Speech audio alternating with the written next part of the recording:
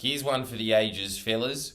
Sit back, groove on this, just pretend it's a Marvin Gaye album and get busy with yourself. I'm assuming you probably don't have a girlfriend because you're a loser on a self-help channel.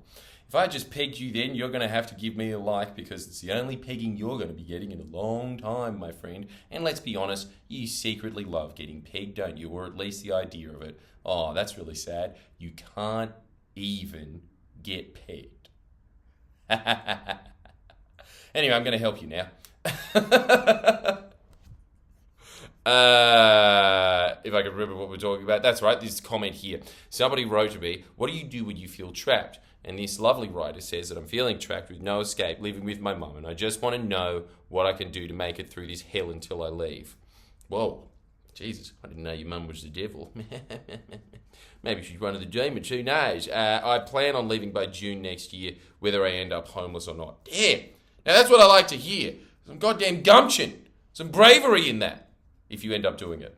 And I'm going to be holding you to account by immortalizing this forever in a video. And if you don't do it, you're a wuss and you'll never amount to anything. Look at where you could have ended up, man. You could have ended up being a bum. That would have been sick. Look, people always say this, right? That they say that they're trapped. That there's two options in life.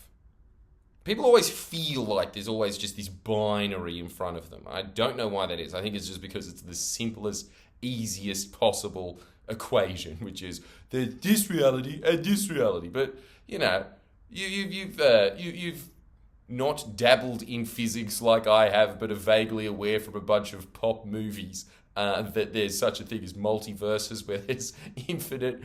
Is that everybody that does science? Is that possible? Is that what's happening right now? Like, is there a universe where right now it's me, but I've got the guy that's writing and his butt cheeks are my hair? Is that a universe? And everything else is exactly the same, except that. Wow. I mean, wouldn't you feel gypped if that was the universe you got to go to? Yeah. I know I would. Jesus Christ, I'd want to see that. But I think that multiverse theory exists here. There is not just two options available to you, because this is the whole thing. It doesn't matter what conditions you are in. And I love this story, and you'll see how this applies to you in a second. So shut up, listen, like the video, and subscribe for more ramblings. Much, much more ramblings. This Vietnam lieutenant, I think it was, he was captured by the Viet Cong, and he was put in one of those pits where they repeatedly tortured him, repeatedly underfed him, made him write out a bunch of things that he didn't think was true and then broadcast them on radio to just piss off the Americans. A lot of torment. Treated him like how Asians treat animals, and they don't treat animals very well, do they? And so he was in there. You know what he says about it now? 4 years of his life, he said it was the best 4 years of his entire life. What happened to the rest of the people that were in pits around him? These were other high-ranking officers as well. They went crazy. They were insane. They're probably dead now. The Vietnam War was a while ago. But they were nutbags for the rest of their life. Even if they were released, he was the only one that came out, and he came out mentally stronger as a result. What was he doing that the rest of them weren't? They were sitting in a pit all day.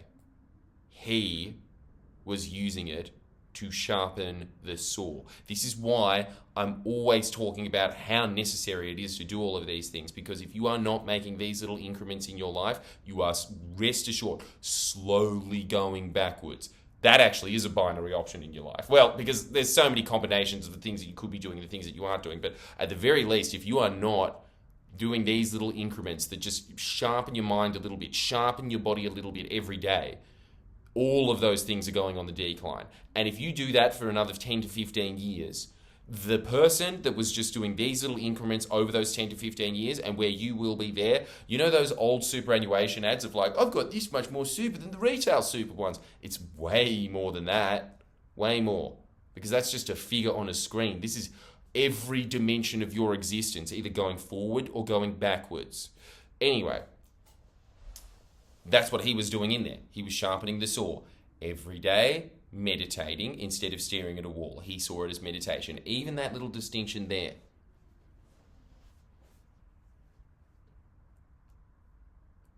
It's profound, isn't it? It's beautiful. Because he also realized, I don't need that much food to be alive. And so while the rest of the people just kept focusing on the fact that they were starving, he was focusing on, wow, I'm still able to do 1,000 push-ups a day, which is what he did in his pit, 1,000 push-ups a day on whatever it was, his little half bowl of rice.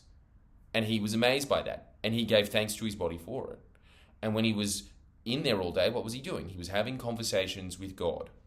Now, this is something that people do throughout the ages that I can't tell if it's insane or genius, which is that they kind of just have a conversation between themselves and their maker. And then after a while, I think they just become so delirious that they actually do mistake their subconscious for God. Or maybe God appears in front of them. I don't know. But that helps them stay sane. He's much more sane than the rest of them are now, isn't he?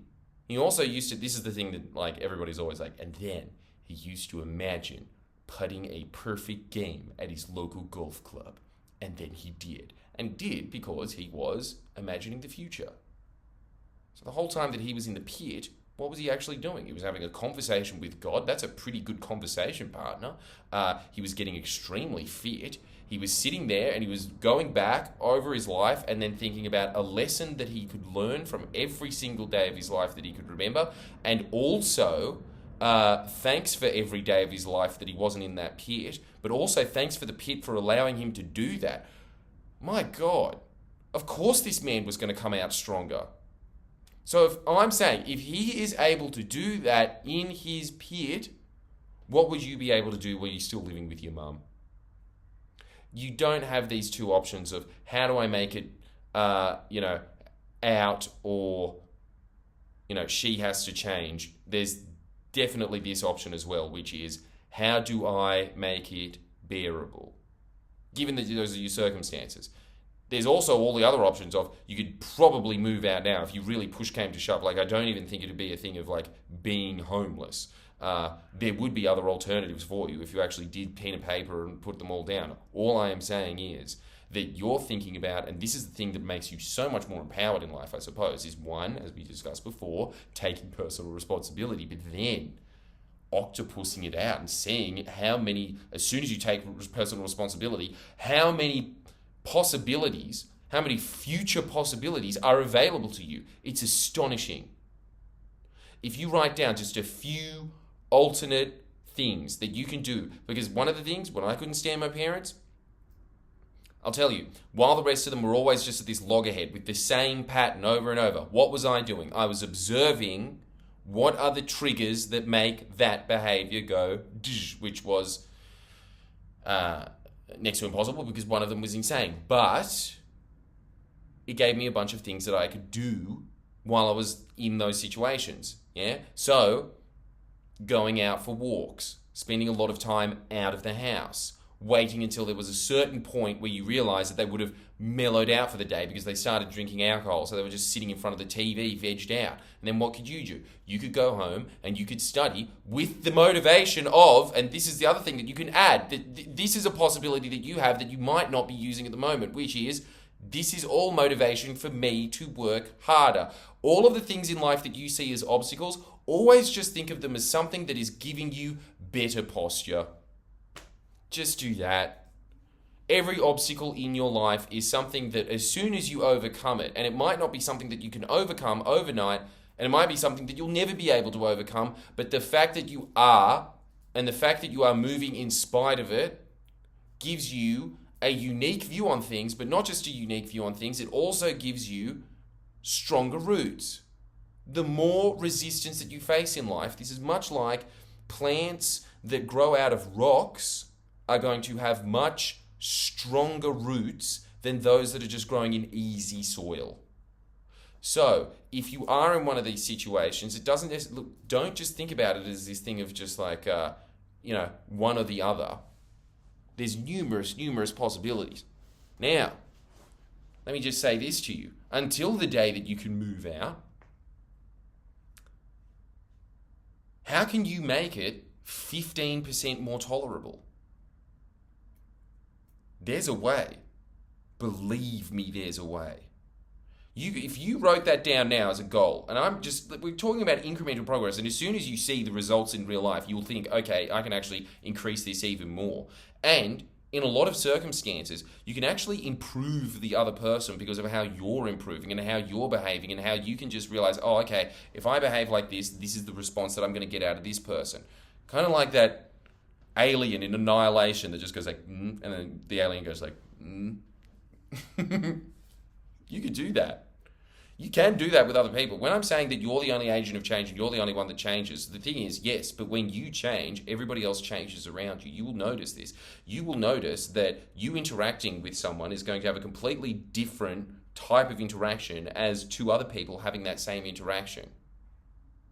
So if you change yourself, all the interactions change. How can you make it 15% more tolerable? Ask yourself that. Anytime you ever feel trapped in a situation, I just want you to think, how do I make this situation more tolerable? That's the first thing.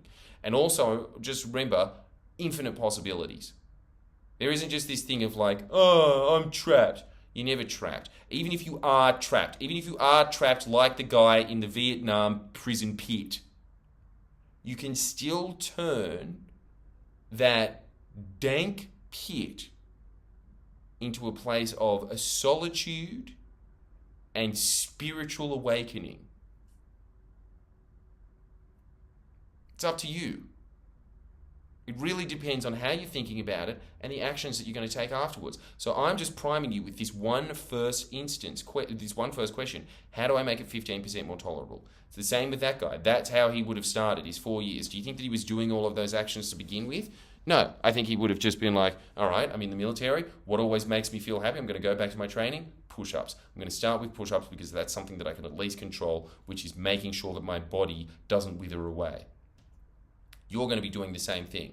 Anyway, if you enjoyed that and you want more tips, make sure that you sign up to Jordan Shanks. If you do sign up to Jordan Shanks, you will not regret it. Nobody regrets signing up to Jordan Shanks because it is a program that gets results.